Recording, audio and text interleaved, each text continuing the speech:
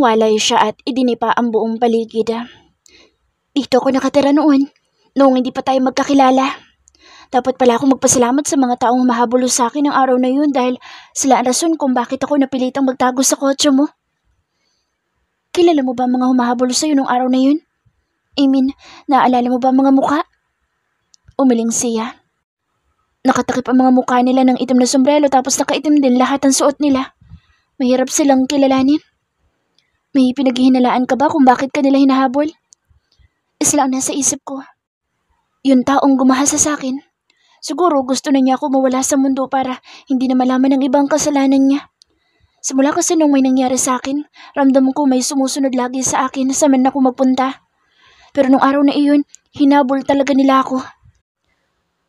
Sa tuwing naalala niya ang mga taong iyon ay mas lalong dumadami ang tanong niya sa isip. Pinaupo siya nito sa kandungan nito. Wala itong arte na nakaupo sa luma niyang kutsyon na puno ng alikabok. I will protect you with all cost. Our bodyguards will be here in Manila. Napanguso siya. Gastos na naman ang bodyguards. Tsaka alam kong safe ako kasi nandyan ka. I know, but I want to make sure that you are well protected. I won't take a risk if it's about your safety. So, yeah, we will hire bodyguards. Ayoko ng bodyguards kasi pakiramdam ko hindi ako malaya. Hindi ko sila papalapitin kung yun ang gusto mo. Sikreto ka lang nilang babantayan. Kumbinsi pa nito. Kagastos ka na naman para sa akin. Kinurot nito ang pisngin niya kaya napangiti siya. Walang katumbas na halaga ang kaligtasan mo. Kung kailangan kong itaya lahat ng meron ako, gagawin ko, huwag ka lang masaktan. Iniyakap niya ang mga braso sa leeg nito at sinilito ng malalim na halik sa labi. Malakas siyang natawa ng pahiga na ito sa kutsyon. Uy, may dumi dito. It's okay. Kumindat ito. Mas lalo siyang natawa. Mamaya na lang sa kwarto mo. Mabilis niyang dinampian ng halik ang labi nito bago balikan ng mga envelope. Nakamasid lamang ito sa kanya. Isinilid niya sa kanyang bag ang lahat ng papel na ibinigay sa kanya noon ng misteryosong tao na iyon. Matapos niyang magawa ang dapat na gawin na ibinalik niya ang susi kay Amanda at nagpaalam sa mag-ina. Bumalik sila sa kotse at tulad ng sabi ni Shete ay magda-date sila. Laking pasasalamat niya na hindi nasira ang araw niya. Ngiti-ngiti siya habang nakatanaw sa labas ng bintana. Pinagmamasdan ang mataas na mga building na nadadaanan nila. Ngayon niya lang napagmasdan ng syudad na mapayapa ang kalooban. Maganda pala talaga ang Maynila sa kabila ng traffic. Wait, kuya! Napangiwi siya nang biglang magpreno ang driver dahil sa malakas niyang sigaw. Muntik siyang sumubsob sa driver's seat. Mabuti na lang at maagap siyang nasalo ni Shete. Seatbelt ka! Seryosong sambit nito. Kuya, be careful. Hindi ito nababakasan ng galit sa mukha ngunit ang mga salita nito'y madiin. Alam niyang ganoon ito magalit. Wala sa expression kundi nasa diin ang salita. Yumuko ang driver. Agad naman siyang bumaling sa nobyo. Hinaplos niya ang kamay nito. Hindi ako nagsuot ng seatbelt kaya kasalanan ko. Tapos sumigaw pa ako kaya nagulat si kuya. Huwag mo siya sisihin. Anya, just be careful. Paano kung sumubsob ka at tumamang ulo mo? Hindi na mauulit. Bago pa man niya ikabit ang seatbelt ay nagawa na nito. Why did you shout that anyway? Nilangon niya ang pamilyar na lugar na nalagpasan nila. Itinuro niya iyon. Inyong bar na pinuntahan ko. Malinaw na malinaw sa kanyang alaala ang pagpasok niya sa lugar na iyon. Walang nagbago. Ngayon lang ulit siya nakabalik dito at masasabi niyang mas magaan ang loob niya ngayon kaysa noong iniisip pa lang niyang bumalik dito. Napalingon siya kay Shete dahil wala itong imik. Nakatitig lamang ito sa itinuro niyang bar. Napakunot ang noo niya at ikinaway ang kamay sa harap ng mukha nito. Ga! Tawag niya pero hindi ito kumurap. Hoy, Ga! Tinapik niya ang pisngi nito. Doon napakurap si Shete. Natulala ka. May problema ba? Tumitig muna ito sa kanya bago sumagot. Nothing. Ngumiti siya sa sagot nito. Bumaling siya sa driver. Kuya, pwede niyo po bang ibalik saglit? Daan po muna tayo sa bar na iyon. Tumingin ang driver sa amo nito. Pwedeng dumaan tayo dun saglit? Anya sa nobyo. Ayos lang ba sa'yo? Baka ma-trigger ang memories mo. Don't worry. Handa na akong harapin lahat ng parte ng nakaraan ko. Hindi na ako natatakot kasi alam ko nandyan ka. Napalundag siya nang tumango ito kaya binalik ng driver. Gusto niyang balikan ang lugar ngayong kaya na niya. Dahil nagbabaka sakali siyang makakatulong iyon sa paghahanap niya ng katarungan. Baka may mga alaala siyang nakalimutan na ito ang magpapaalala. Magkahawak kamay silang bumaba ni Shete. Maaga pa kaya hindi siya umaasang bukas iyon. Kahit silipin lang ay sapat na sa kanya. Tumawid sila ng kalsada. Sa ganda ng lugar, hindi mo akalaing may misteryo. Biro niya. Totoong maganda ang lugar, pangmayaman. Kaya hindi na siya nagtaka kung bakit yung pera niya noon ay ilang shot lang ng gin at beer ang nakaya. May nakatayong bouncer sa labas kahit nasarado ang lugar. Iba na iyon sa bouncer na naka-assign noong pumasok siya na pinagkamalan niyang minor de edad. Dahil sa liit niya ay hindi nakapagtataka. Sorry sir, ma'am, sarado pa po kami. 5 PM po ang bukas namin. Sa lubong nito, yumuko ito kay Shete. Sir, napabaling naman siya sa binata na tangulang isinagot, nakasuksok sa bulo sa malayang kamay. Pwede po bang sumilip, kuya? Oras po ng paglilinis at pag-aayos. Sure, ma'am. Napatingin ito kay Shete. Nagtaka siya kung bakit biglang nagbago ang desisyon nito. Ipinagkibit-balikat na lamang niya. Iginiya sila nitong papasok at totoong abala ang mga tao sa paglilinis at pag-arrange ng mga upuan.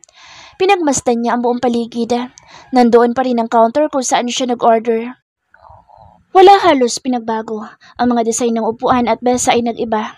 Dati ay may touch of gold pero ngayon ay black and white na. Bumaling siya sa sulok ng counter kung saan siya pumuesto noon. Ang malapit na pinto na nandoon ay wala na.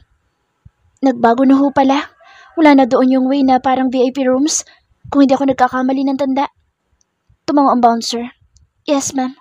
Ang mga VIP room po ay nasa second floor na. Nag-expand po ang bar. Itinuro nitong hagdan sa sinabi nitong second floor. Wala na rin ako makikita dito. Bulong niya. Inaasahan na niyang wala na siyang mapapala sa lugar pero masaya siyang hindi na ganoon kalakas ang epekto nito sa kanya. Siguro nga ay gumagaling na talaga siya. Kahit hindi dumaan sa proper therapy ay nakatulong ang pagiging masaya niya sa pananaw niya sa mga bagay. Tara na. Ayaw niya kay Shete. Yumuko ulit ang bouncer. Malapit na sila sa entrance nang may 3 kalalakihan ang pumasok. Nakasalubong nila ito. Natigilan siya. Ganoon din ang mga ito. Nagkasalubong ang tingin nila na lalaking nasa gitna. Kumunot ang kanyang noo dahil parang familiar ito. Ito naman ay nanlaki ang mga mata. Pinagbastan niya ang mga ayos na mga ito. Simpleng jeans at polo shirt lang ang mga suot pero sa mga relo at kwintas na suot ay halatang may kaya sa buhay. Sinusubukan niyang alalahanin kung saan niya nga ba ito nakasalubong. Ang itsura nito ay siguradong hindi niya pa nakita. Ang boses nito ang pinakapamilyar sa kanya. Ngumiti siya at iwinaksi ang kaguluhan sa isipan. Samantalang ito'y ganoon pa rin ang reaksyon. Gulat na gulat at parang nakakita ng multo. Naalis lang ang tingin niya dito dahil nagsalita ang isang kasama nito. Oy, Shete, pare. Gulat siyang napatingin dahil yumakap ito kay Shete. Hindi naman natinag ang nobyo. Nakatindig lang ito na tila hari. Hindi namin alam na nakabalik ka na pala ng Maynila. Kumusta ang Baguio? Hindi na kami naka-attend ng party mo kahapon dahil may lakad kami. Buti, at ikaw ang dumalaw dito. Sabat pa ng isa. Magkakilala sila? Tanong niya sa isipan. Hindi niya namalayang na isatinig niya iyon. Napabaling sa kanya ang lalaking yumakap sa binata. Ngumiti ito sa kanya. Ay, kayo rin pala nagkatuluyan? Inilahad nito ang kamay. Congrats! Siya naman ay nakatanga lang. Hindi alam kung anong sinasabi nito. Ha? Naguguluhan man na itatanggapin niya sana ang kamay nito ngunit tinapik ni Shete ang kamay ng lalaki. Don't touch her, DeSalvo. Nakita niya kung paano magdilim ang ekspresyon ng mukha nito. Napakurap siya, gulat sa reaksyon ng nobyo. Relax man, I won't touch her. Alam naming sa'yo siya. Ngingisi-ngisi pa rin ito, halatang hindi napansin ang madilim na aura ng binata. It's good to know na kayo rin pala nagkatuluyan. I know it's a tough fight for you, bro. Wala na siyang maintindihan sa pinag-uusapan ng mga ito. Hindi niya alam kung kasali pa siya sa pinag-uusapan o napagkamalan lang siya ng mga ito. Kilala mo sila, Ga? Hindi na niya napigilang itanong kay Shete. Mas nagugulo lang ang isip niya dahil sa mga pinagsasasabi ng mga ito.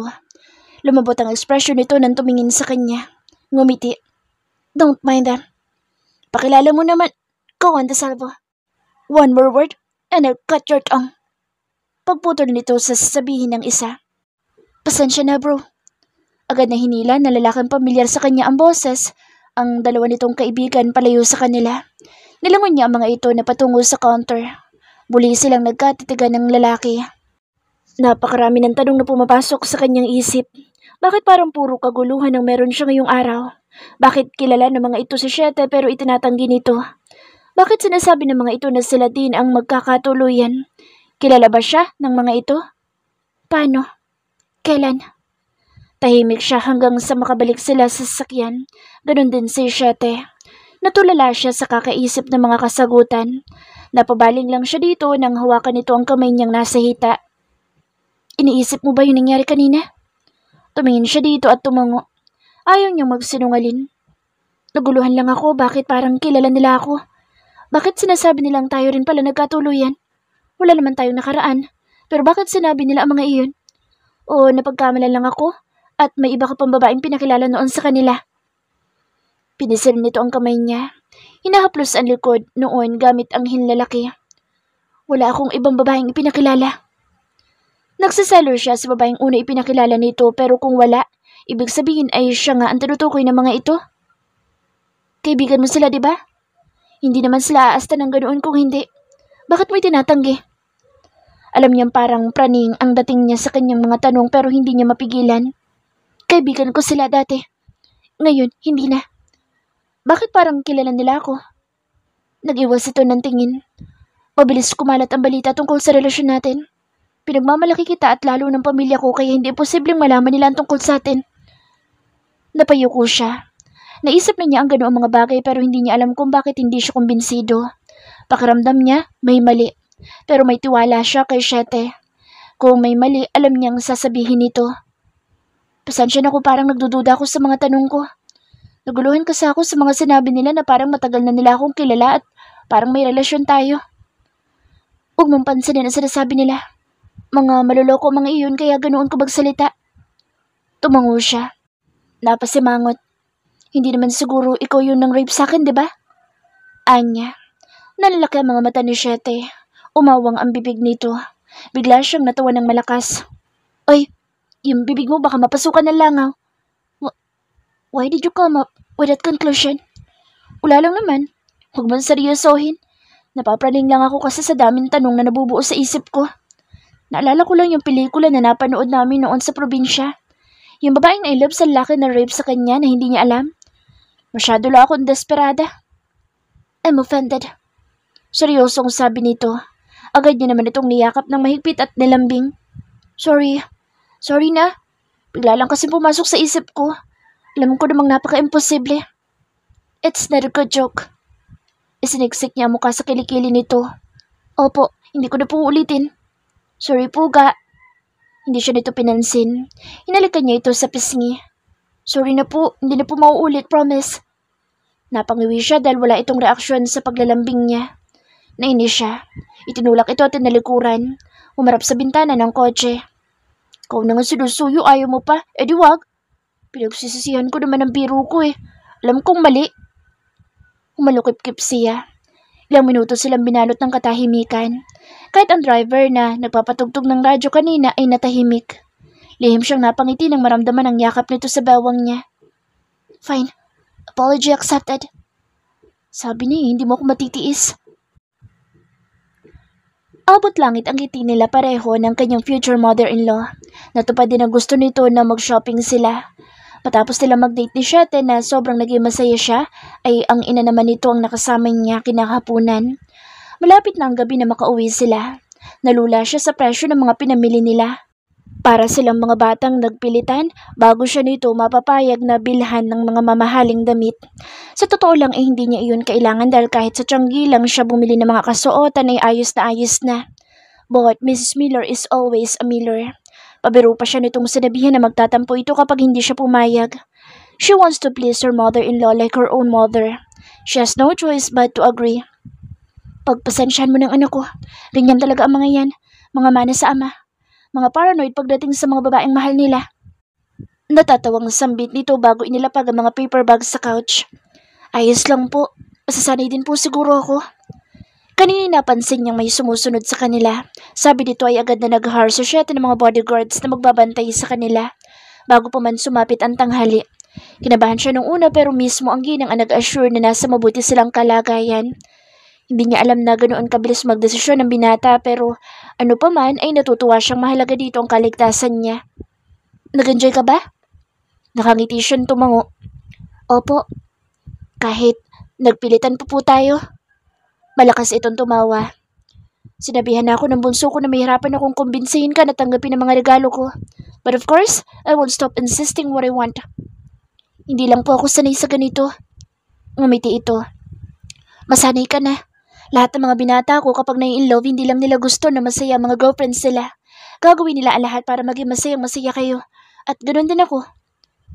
Napakaswerte ng mga babaeng mamahalin na magkakapatid. Isa na siya sa swerteng babae na iyon dahil siya ang minahal ni Shete. Hindi man una pero susiguraduhin niyang siya ang huli. Pwede po ba ako magtanong, Mama? Nung una hindi siya komportableng tawagan ni itong mom. Kaya sabi nito ay mama na lamang ang itawag dito na parang tunay niya ring ina. Sure, what is it? Napakamot siya sa batok. Totoo po ba na may kasabihan kayo? O parang prinsipyo po ng mga Miller na kapag nagmahal daw po, ang siyang una ay huli na rin? Nabanggit po sa akin ni Princess. Hinawakan nito ang kamay niya at tumabi sa kanya ng upo. Alam mo ba, Iha, isa yan sa kinatatakutan ko noon. Nasa lahat ng ano ko'y magiging totoo ang kasabihan at prinsipyong iyan ng pamilya ng aking asawa. Dahil kung magiging totoo pati sa aking bunso ay hindi ko kakayanin. Magiging mag-isa siya sa pagtanda dahil hindi niya naging panghuli ang una niyang pag-ibig. Pinaharap siya nito sa gawin nito. Pero siguro, lahat ng rules ay may exception at napatunayan ko yun nung malaman kong dumating ka sa buhay niya. Nakakataba ng puso ang mga sinabi nito. Mas lalo siyang napangiti. Yun nga rin po minsan ang pinapangamba ko, na baka pinagtagpo lang po kami para buuin ang isa't isa tapos hindi kami magkakatuluyan. Don't say that, Iha. Naniniwala ako na ikaw ang huling iibigin ng aking bunso. Love is sweeter the second time. Kaya alam kong kayo ang para sa isa't isa. Naputol ang pag-uusap nila dahil sa mabibigat na yabag na nagtatakbuhan. Napabaling sila sa hagdan at nakita nilang nagtatakbuhan na magkakapatid. Ma'am! Annalyn! Sa bunso! Doon niya lang napansin na hindi kasama ng mga ito sa Shete. Humahangos ang mga lalaki at wala sa ayos sa mga suot na damit. Agad siyang napatayo. Nilukob ng kaba ang kalooban. Bakit? Nauutal siya. Naalala niya ang pagtangka ni Shete na kitli ng buhay nito noong nasa Baguio sila. Hindi na niya hinintay na masagot ang tanong niya. Mabilis siyang tumakbo paakyat sa hagdan. Sa takot at pangamba ay mabilis niyang narating ang kwarto ng nobyo. Yun ang silid kung saan sila natutulog. Binuksan niya iyon. Laking pasalamat na hindi iyon nakalak. Langga! Sigaw niya. Napakadilim ng buong silid. Kinapa niya ang dingding kung saan ang switch upang buksan ang ilaw. Maluha-luha siyang nanginginig hanggang sa lumiwanag ang paligid. Ka! Sigaw niyang muli. Nang maging malinaw ang paligid, napatigil siya. Maraming petals ng white rose ang nagkalat sa sahig. Kasama noon ang iba't ibang laki ng lobo na kulay gold. Unti-unti niyang inangat ang tingin. Nagkasalubong ang tingin nila ni Shete na nakatayo sa gilid ng kama. Nakasuot ito ng sky blue polo shirt at black slacks. Wala itong sapin sa paa kaya mas lalo siyang na-inlove sa pagiging simple nito. May mga balloons na nakadikit sa kisame. Ang sliding door patungong veranda ay hindi na nakita dahil sa parang wall na gawa sa lobong ipinalibot sa buong kwarto. May mga scented candles sa sahig na walang sindi. Ngunit sa lahat ng nakamamanghang disenyo ng silid ang umagaw ng kanyang atensyon ay ang mga letra na gawa sa rose petals na nasa ibabaw ng kama. Maliliit ang hakbang niya dahil hindi pa rin makapaniwala. Ang inaasahan niyang madadatnan ay ang nagwawalang si Shete. Umiiyak at may sugat. Ang luha niya ay nagsimulang magpatakan. Ngunit ngayon hindi dahil sa takot na baka may nangyari na naman dito kundi sa labis na saya nang mabasa ang mga letra. Will you be my lifetime partner? Tumigil siya sa paglalakad nang humakbang ito papalapit sa kanya. Napatingala siya upang salubungin ang tingin nito. Nang makalapit doon niya napansin ang mga luha nito. Akmang hahaplusin niya ang mukha nito upang punasan na lumuhod ito sa kanyang harapan. Napaawang ang bibig niya. Mas lalong dumagsa ang mga luha. Napahikbi siya sa sobrang saya. Tumingala siya. Lord, ito na po ang premyo niyo sa akin sa mga hirap na pinagdaanan ko. Ito na po ba ang rainbow matapos ang malakas na bagyong sumalanta sa pagkatao ko noon? Hinalikan nito ang likod ng palad niya. May dinukot itong maliit na kahon sa bulusan nito. Hindi inaalis ang tingin sa kanya. Natutok niya ang kanyang bibig nang buksan nito iyon at tumambad sa kanya ang singsing. Will you be my lifetime partner? Will you marry me, Ga? Nanginginig ang kamay nito base sa paggalaw ng singsing. Natawa siya. Bakit kinakabahan ka? Tudyo niya. Pumikit ito at bumuga ng hangin. Baka hindi mo ako sagutin. Ang hindi. Sagot din naman, di ba? Biro niya. Napakurap-kurap ito. Hindi mo. Yes. I am willing to be your lifetime partner. At payag ako magpakasal sa'yo kahit saang mang simbahan yan. Putol niya sa sasabihin nito. Hindi makapaniwalang nanlaki ang mga mata nito saka nagmamadaling isunuot sa kanya ang singsing. Halos hindi pa yun maisuot ng maayos dahil sa panginginig ng kamay nito. Agad siya nitong niyakap ng mahigpit. Thank you, Ga. Thank you. Yumakap din siya dito at umiyak ng umiyak sa balikat nito. Hindi siya makapaniwala na may isang lalaking darating sa buhay niya na nanaisin siyang pakasalan at iharap sa altar. Para siya nakahiga sa ulap habang tinatangay ng malamig na hangin. Napakasaya ng kanyang pakiramdam. Maraming salamat din sa pagtanggap mo sa akin ng buong buo. Bulong niya. Narinig niya ang palakpakan sa kanilang likod. Hindi niya pa man nakikita pero alam niyang ang pamilya nito ang nandoon. Masaya din para sa kanila. Congratulations! Sigaw ni Princess. Naghiyawan ang lahat. Mabuhay ang malapit ng ikasal! Sigaw ni Cinco. Nag-ingay ang magkakapatid sa pamamagitan ng pagtambol sa pader at pinto. Natawa sila. Naghiwalay sila sa pagkakayakap at tumarap sa mga ito. Itinaas niya ang kamay na may singsing at ipinakita sa mga ito. Nagtatalo na mga ito na pinangunahan ni Princess at Cinco. Ano nangyari sa bunso ko? Natahimik sila at napabaling sa ginang nakararating lang. Ay, weak. Matanda na talaga si mo. Tapos na ang eksena, kararating lang. Kantsaw na segundo. Naghirap, makakit sa hagdan. Malakas silang nagtawanan. Mga tarantado kayo. Walang tumulong sa akin sa pag-akyat dito. Pinaghahambalos dito ang mga anak na kanya-kanyang salag. Napatingin ito sa kanila. Ipinakita niya ang daliri na may singsing at nakangiting sinabi dito ang magandang balita. Nag-propose na po sa akin si Shete. Napatili ito at nagsimulang umiyak. Ang bunso ko. Ang bunso ko magkakapamilya na. Niyakap ito ng mga anak at asawa. Lumapit sila dito at yumakap din sa ilaw ng tahanan. Bakit hindi niyo ako hinintay? Akala ko may nangyaring masama sa bunso ko. Diyos ko, muntik na akong atakihin. Siyempre mo, I'm surprised kaya kailangan pakabahin muna si Annalyn. Ani third. Ngingisi-ngisi nitong tinapik ang balikat ng kapatid. Ang galing namin umakting. Nagapir pa ang magkakapatid. May pagusot ng damit effect pa. Ako nagplano noon kaya mag-thank you kayo sa akin. Pagmamalaki ni Princess. Thank you. Sagot niya. Niyakap niya ito. Sa totoo lang, selos yung si Princess kasi mahal niyan sa bunso. Pangasar pa ni Segundo. Napahalakak siya dahil sa napakasamang tingin ni Uno sa kapatid nito. Issue maker ka talaga kahit kailan. Kaya second, walang ganoon. Malisyoso ka. Angal ni Princess. Nakaya po si Shete sa bewang niya habang masayang-masaya na nakikipag-usap sa mga kapatid. Niyakap siya ng ginang at bumulong ito. Salamat sa pagpapasaya ng anak ko. Salamat din po sa pagmamahal niyo, Mama. Humalik siya sa pisngi nito. Let's celebrate! Sigaw ng ama ng magkakapatid. Let's go! Sigaw na lahat. Sa sobrang saya ay nawala ang pagod niya sa buong araw. Mula sa pagpunta sa kanyang apartment, kaguluhan ng isip sa bar at pag sa shopping na halos nalibot nila ang buong mall. Natatawa na lang siya. Napakahaba ng ganap sa araw na ito. Nagpahanda ang mga ito ng dinner para sa buong pamilya. Sabay-sabay silang nagsikain at tumambay sa pool. Nagkaroon sila ng pool party at inuman. Wala na siyang mahihiling pa sa buhay niya. Masayang-masaya siya ngayon. Kung may kulang man ay ang muli niyang pag-uwi sa kanyang pamilya. Yun ang balak niyang gawin sa mga susunod na araw. Ang bilis mo namang napaghandaan na surprise mo. Nasa gilid sila ng pool. Nakababad ang mga paa sa tubig habang ang iba'y naliligo at nagiinuman.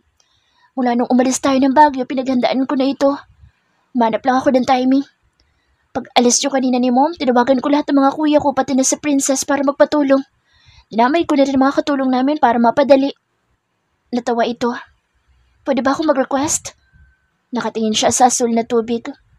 No need to ask me that. Of course, you can request anything from me. Iniyakap ito ang mga braso sa kanya at umunan sa kanyang braso. Gusto ko sana makita ang mga magulang ko at dahil engaged na rin naman na tayo, gusto na rin kitang ipakilala. Hinahaplos nito ang hita niya habang padampi-dampi ang paghalik sa kanyang leeg. Gusto kong makilala ang mga magulang mo. Gusto ko silang pasalamatan na binuhay ka nila dito sa mundo. Ang cheese mo talaga. She giggled. Kailan mo gustong umuwi sa inyo? Nagkabit-balikat siya. Ikaw bahala kung kailan mo gusto.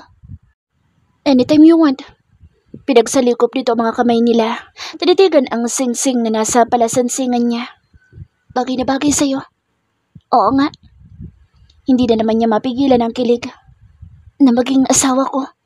Dugtong nito. Malakas ang naging tawa niya nang bigla ito magmura dahil hinila ito ni 5 at 6 papunta sa tubig. Hindi nila namalayang pareho na sumisid ang mga ito sa ilalim at bigla na lang hinila ang paa ni 7. Siya naman ang napatili ng hawakan ni Segundo ang kanyang 2 kamay at si 3 sa kanyang 2 paa. Congratulations, Mrs. Annalyn Miller! Sabay na sigaw ng mga ito bago siya ihagi sa tubig. Mabilis siyang nakabawi at lumangoy. Tuwang-tuwa siya sa malamig na tubig ng pool. Sumisid siya sa ilalim. Nakita niya sa kabilang dulo ang paglangoy ni 7. Lumapit ito sa kanya.